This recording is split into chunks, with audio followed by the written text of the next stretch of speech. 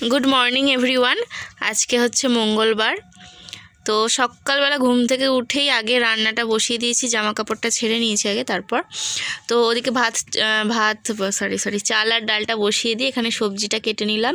তো বেশ কিছুটা একটু সেদ্ধ হয়ে যাওয়ার পর আলুটা দিলাম, আর বাকি সবজিগুলো আর একটু পরে দেবো, নাহলে সবজিগুলো সব একদম খিচুড়ির সাথে মিশে যাবে, একটাও সবজি খুঁজে পাওয়া যাবে না, যেই কারণে একটু দেরিতে দেবো। আর একটুখানি পেঁয়াজ আর কাঁচা লঙ্কাও কেটে নিয়েছি, আর তার সাথে খিচুড়ির জন্য একটু মশলাও তৈরি করে নিয়েছি, তোমাদেরকে দেখাচ্ছি।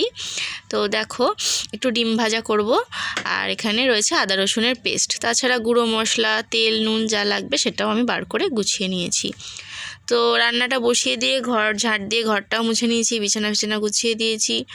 তারপর এই যে রান্নাটা প্রায় কমপ্লিট হয়ে যাবে। রান্নাটা কমপ্লিট হয়ে যাওয়ার পর আমার অল্প কিছু কাচাকাচি আছে, আর রান্না হয়ে যাওয়ার পর তো বাসন বেরোবেই, সেই বাসনগুলো মাজবো। মেজে টেজে স্নান করে চট করে পুজোটা দিয়েই আমি রেডি হয়ে যাব হচ্ছে ছেলেকে নিয়ে স্কুলে, এবং ওখানেই থাকবো একেবারে বাড়ি ফিরতে ফিরতে 3:30 বেজে যাবে। আর টিফিন তো নিয়েই নেব।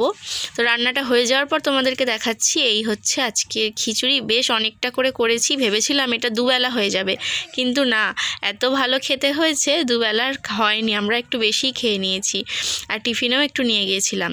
তো খিচুড়ি, ডিম ভাজা, আর রয়েছে পাঁপড় ভাজা। আমার হাজব্যান্ড একটু কাঁচা পেঁয়াজ খায়, ওই জন্য একটা কাঁচা পেঁয়াজ রেখেছি। তো আমি রেডি হয়ে বেরিয়ে গেছি আয়ুষকে নিয়ে।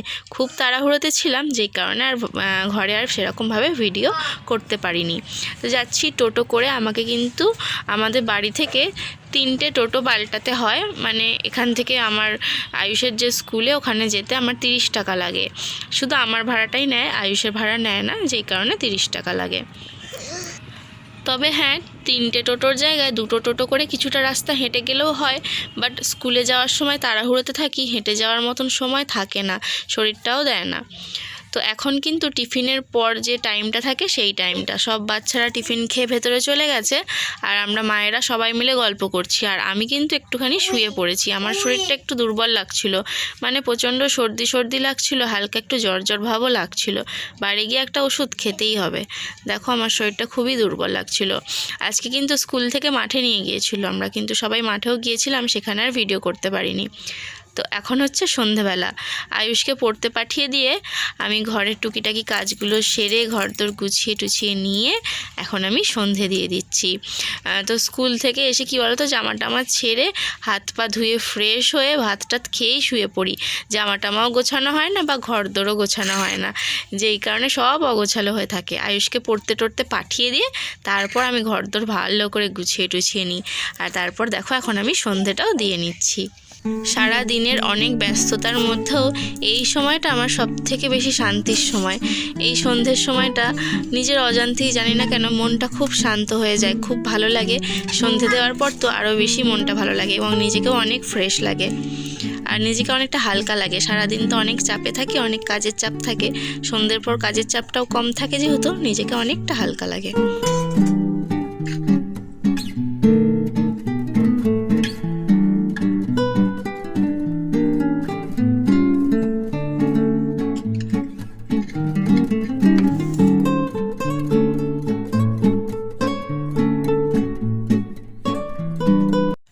এরপর আমি একটুখানি আটাটাও মেখে নিচ্ছি। আটাটা মেখে একটু রেস্ট করতে দেবো, তারপরে একটু আলু ভাজা আর পটল ভাজা করব। ভেবেছিলাম খিচুড়িটা ওই যে দুবেলা হয়ে যাবে, ওই বেলার সেরকম কিছু রান্না করতে হবে না, শুধু ডিমের অমলেট করলেই হয়ে যাবে। কিন্তু দেখছি যে খিচুড়িটা কম পড়বে, যেই কারণে একটু রুটি করে নিতেই হবে, কিছু করার নেই। আসলে স্কুলে টিফিনে একটু খিচুড়ি নিয়ে গিয়েছিলাম, তারপর আয়ুষের বাবা সকালে একটু ব্রেকফাস্টও খেয়ে গিয়েছিল, যেই কারণে একটু কম পড়ে গেছে। তো দেখো, আমি আয়ুষের জন্য একটু অল্প আলু কেটেছি, আলু ভাজা করব, পটল ভাজা করব আমার জন্য, আর ওর বাবার জন্য ডিম ভাজা করব। আর একটু বিউলির ডাল ভিজিয়েছিলাম, এটা বেটে নেবো, একটু রসবড়া করব। রসগোল্লা পান্তুয়া দোকান থেকে কিনে খেয়ে না প্রচণ্ড একঘেয়েমি লাগে, যেই কারণে ভাবলাম একটু নিজের হাতে রসবড়া করি। হ্যাঁ, একটু খাটুনি হবে ঠিকই, বাট খেতে খুব ভালো লাগে। তো এখন দেখো 7টা বাজে ঘড়িতে, আমার ফ্যাটানো প্রায় হয়েই গেছে। দেখো, অনেকটা ফুলে উঠেছে, দাঁড়াও, এই দেখো, অনেকটা ফুলে উঠেছে, মানে জিনিসটা না একটু ফ্লপি হয়ে গেলে ভালো হবে। দেখো, পরিমাণটা বেড়ে যাবে দেখবে ফ্যাটাতে। তো এটা কমপ্লিট। চলো এরপর আমি রান্নার দিকে যাই। সবার প্রথমে আমি রুটিটা করে নেব, তারপরে আমি কড়াইতে দেখো রসবড়াগুলো ভেজে নেব। আর মিষ্টির রসে তারপর রসবড়াগুলো একটুখানি ফুটিয়ে নিতে হবে। তারপরে আমি আলু ভাজা, পটল ভাজা, ডিম ভাজাটাও করে নেব। রাত্রিবেলা তোমাদেরকে রান্নাটা না আমি ভালোভাবে দেখাতে পারি না, আমাদের এই জায়গাটা এতটা অন্ধকার যেই কারণে। তো দেখো এগুলো আমি সব রসবড়াগুলো এক এক করে রসে দিয়ে দিচ্ছি। তো এটা আর আমি বেশি শেয়ার করলাম না। এই যে আজকে আমার রাতের রান্না অ্যাট লাস্ট কমপ্লিট হলো। কটা বাজে দেখাই, এই দেখো 8টা বাজতে যায়। আর আমার মারাত্মক খিদে পেয়ে গেছে। আইসও চলে এসছে পড়তে থেকে, আমি কিন্তু একেবারে ডিনার করে নেবো। তো আগে রসবড়াটা দেখাই। এটা কিন্তু 2 দিন ধরে খেতে হবে, একদিনে খেতে পারবো না। এই দেখো ভেঙে যাচ্ছে, একদম নরম নরম তুলতুলে। আর ডিম ভাজা, আলু ভাজা, পটল ভাজা। আলু ভাজা খাবে ছেলে, আমি খাবো পটল ভাজা, ওর বাবা খাবে ডিম ভাজা, পেঁয়াজটাও ওর বাবা খাবে। আর খিচুড়ি রয়েছে, ওর বাবা খাবে খিচুড়ি। খিচুড়িটা ভেবেছিলাম বেঁচে যাবে, এবেলাটা হয়ে যাবে, বাট একটু কম ছিল, একজনেরই হবে, যে কারণে আজকে রুটি করলাম। নাহলে ভেবেছিলাম খিচুড়ি রাত্রে খেয়ে নেবো। আর এই হচ্ছে রুটি। চলো আজকে ডিনারটা কিন্তু দুর্দান্ত, এইটা দিয়ে আর পটল ভাজা দিয়ে আমার পুরো একদম জমে যাবে। চলো খেয়ে নিই, এত খিদে পাচ্ছি। এই যে ছেলেকেও দিলাম, তোমাদেরকে একটা কেটে দেখাই কতটা নরম হয়েছে। এই দেখো পুরো পান্তুয়ার মতো, তাই না? বাবু খেতে শুরু করো, রুটি লাগলে দেবো। হ্যাঁ, তো ছেলে খাচ্ছে, এখানে আমিও খেয়ে নেব।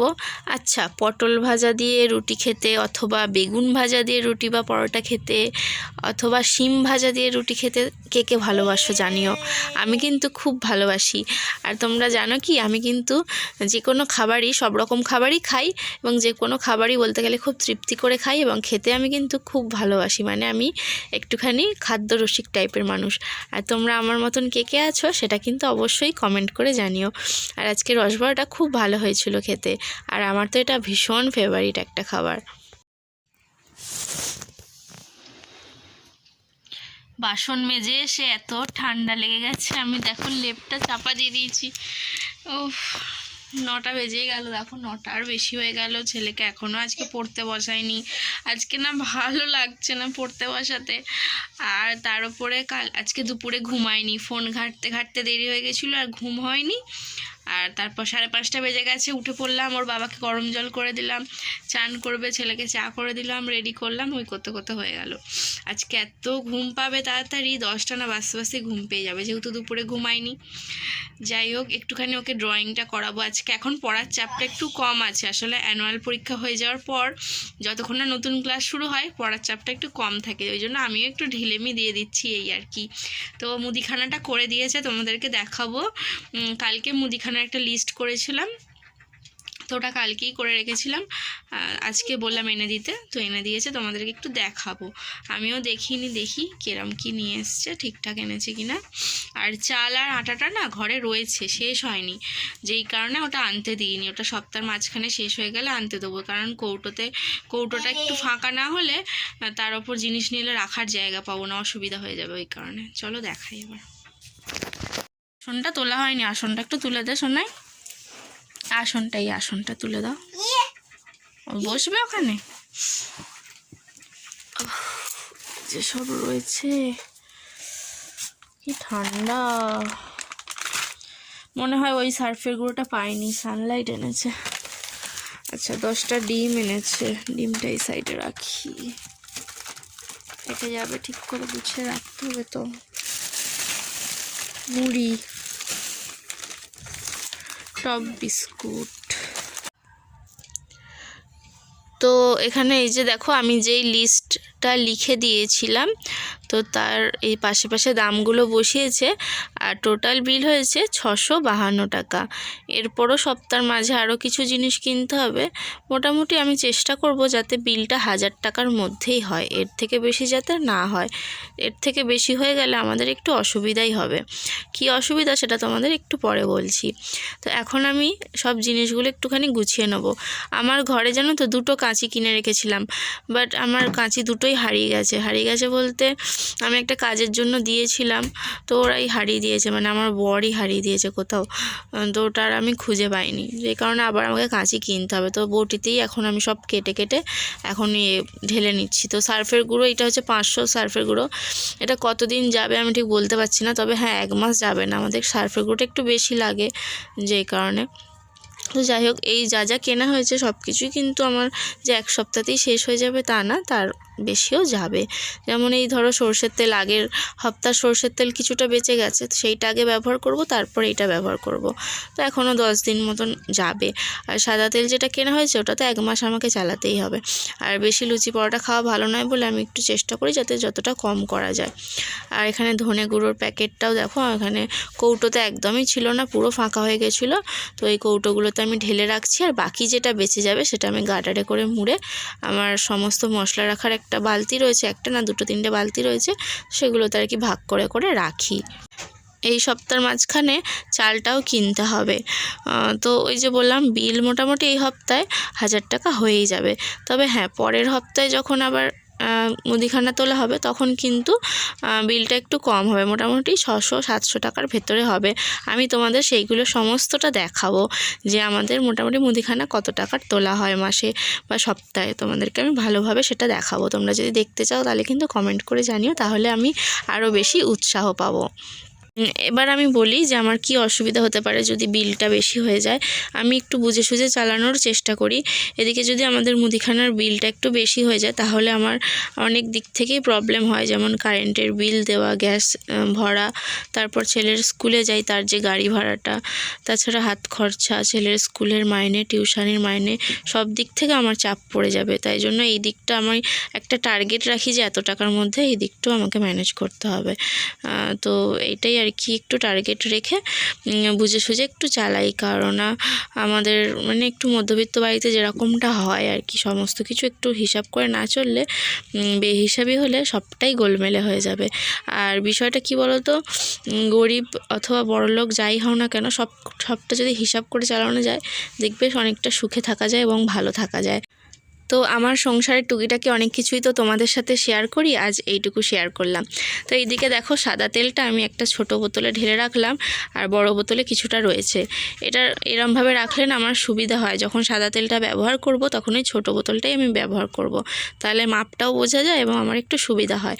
তো আমার সুবিধা মতন আমি এরমভাবে গুছিয়ে নিচ্ছি। তোমরা কীরমভাবে গোছাও সেটা তোমরা আমাকে জানাতেই পারো কমেন্ট করে। দেখো এখন চিনিটাও আমি যে কৌটোতে ঢেলে নিচ্ছি। আর এদিকে মুড়িটাও ঢুকিয়ে রাখবো। দেখো আমার ছেলে বারবার মুড়ির মধ্যে পা তুলে দাঁড়াচ্ছে, আমি তো খেয়াল করছি না, আমি এদিকে কাজের এদিকে তাকিয়ে আছি, অন্যদিকে ব্যস্ত, ওদিকেও আমি বুঝতেই পারিনি ও খালি খালি এরকম পা দিয়ে উঠে দাঁড়াচ্ছে। তো এখন আমি বিস্কুটটা কেটে নেবো। দেখো নিচের দিকে মেরি বিস্কুট অনেক দিনের এখনও পড়ে রয়েছে, আমার না মেরি বিস্কুট খেতেই ইচ্ছা করছিল না। বাই চান্স এই বিস্কুটগুলো যখন শেষ হয়ে যায়, একটা দুটো খেতে হয়, তখন একটু আধটু খেয়ে নিই এই আর কি। যাই হোক, টপ বিস্কুটটা এখন আমি এই যে ঢুকিয়ে দিচ্ছি। আমাদের না প্রচুর বিস্কুট লাগে, ছেলে আর আমি যখন সকালে আর বিকেলে বিস্কুট খেতে বসি একসাথে 6-8টা বিস্কুট তো খেয়েই নেবো। আর বিস্কুট খেতে একটু বেশি ভালোবাসি আমরা দুজনেই সেম। ওর বাবা অবশ্য খায় না, ওর বাবা তো চাই খায় না। ওর বাবা সকালবেলা ঘুম থেকে উঠে নুন চিনির জল করে দেবো, তো সেইটা খেয়েই ও বেরিয়ে যায়। আর বাইরে একটু নাস্তা খেয়ে নেয়, মানে ঘুগনি মুড়ি, বাইরেও কখনো চা খেয়ে নেয় চায়ের দোকানে, বাট ঘরে কিছুই খায় না, চলে যায় একেবারে দুপুরে এসে ঘরে ভাত খায়। আর সন্ধ্যের দিকেও ওই কাজ করে, যখন কাজের ফাঁকে ফাঁকে বাইরে বেরিয়ে কখনো ঝালমুড়ি, কখনো চপ মুড়ি এসব কিনে খেয়ে নেয় ওখান থেকেই, আবার রাতে এসে বাড়িতে খায় এই আর কি। দেখো আমি আলু, আদা, রসুন এইগুলোও ভালো করে ঢুকিয়ে নিলাম। আমাকে না সব গুছিয়ে খাটের তলাটাই সামনে করে রাখতে হয়, তবে হ্যাঁ আমি গুছিয়েই রাখি, এলোমেলোভাবে রাখি না, কিন্তু এই যে খাটের তলাতেই রাখতে হয়, এছাড়া রাখার তো সেরকম কোনো জায়গা নেই। তোমরা দেখতেই পাচ্ছ আমার একটা ছোটোই ঘর, তো এখানে আর কোথায় কীভাবেই বা রাখবো। তাছাড়া আমাদের বাড়িতে আবার প্রচণ্ড ইঁদুরের উৎপাত, সব কিছু বালতিতে রাখা হয়, তাও আবার ইঁদুরে বালতিও কেটে দেয় জানো। প্লাস্টিকের বালতি হলে ইঁদুর কেটে দেয়, আর লাইলনের বালতি হলে তখন আবার কাটতে পারে না। তো যাই হোক, প্রচণ্ড গুছিয়ে রাখতে হয়। তো এখন আমি এই যে বালতিতে, একটা বালতিতে মুড়িটা রাখছি, আর একটা বালতিতে মুসুর ডাল, আর এক্সট্রা যে মশলাগুলো বেঁচে গেছে সেগুলোও রেখে দেবো। তো আয়ুষের স্কুলে ড্রয়িংয়ের স্যার আছেন, তো উনি আর কি ড্রয়িং করান, কালকে ড্রয়িং ক্লাস আছে, ওই জন্য ড্রয়িংটা একটু প্র্যাকটিস করাচ্ছি। তো এখানে আম আছে, আপেল আছে, আর এদিকে পাতা একটা কলা আঁকতে দেওয়া আছে। তো এগুলো বোলাতে বলেছে স্যার, রোজের 5 বার করে বোলাতে বলেছে। আর তারপর সব হয়ে যাওয়ার পর একটা খালি পাতায় ছবি এঁকে নিয়ে যেতে বলেছে। তো এগুলোই করছে। এটা স্কুলে বসে করেছিল। বলা আগে বুলিয়ে নাও ভালো করে।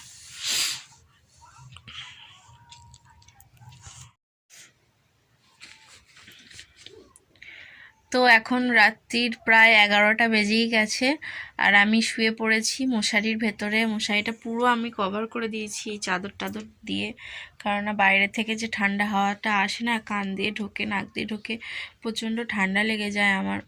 তো ছেলে ঘুমাচ্ছে এই যে পাশে, দেখা যাচ্ছে না অন্ধকারে, এই যে ছেলে ঘুমাচ্ছে। ওর বাবা এক্ষুনি চলে আসবে ফোন করেছিল।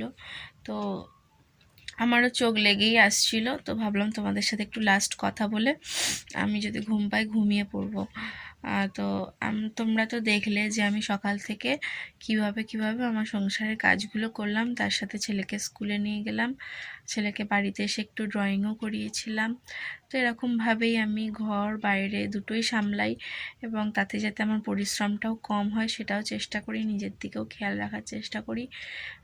তো তার মধ্যেও মাঝে মাঝে ব্যতিক্রম হয়, মাঝে মাঝে একটু শরীর খারাপ হয়ে যায়, মাঝে মাঝে খুব ক্লান্ত হয়ে যায়, এনার্জি চলে যায়। তারপর আবার মাঝে মাঝে নিজেকে ঘুরে দাঁড়িয়ে আবার শক্ত সবল হয়ে আবার সবটা সামলাই। তো এইভাবেই আজকের দিনটা কাটালাম। তোমাদের কেমন লাগলো জানিও। তোমরা যদি এরকম ব্লগ আরও দেখতে চাও সেটাও কমেন্ট করে জানিও। দেখা হচ্ছে পরের দিন নতুন একটা ভিডিওর সাথে। আর সবাই কিন্তু একটা লাইক আর একটা কমেন্ট করো, অবশ্যই করো। যা ইচ্ছা কমেন্ট করো, কোনো ব্যাপার না, কিন্তু একটু কমেন্ট করো সবাই, যাতে আমার ভিডিওগুলো করার এনার্জিটা আরও বেশি বাড়ে। আর একটা করে লাইক করে দিও। চলো টাটা।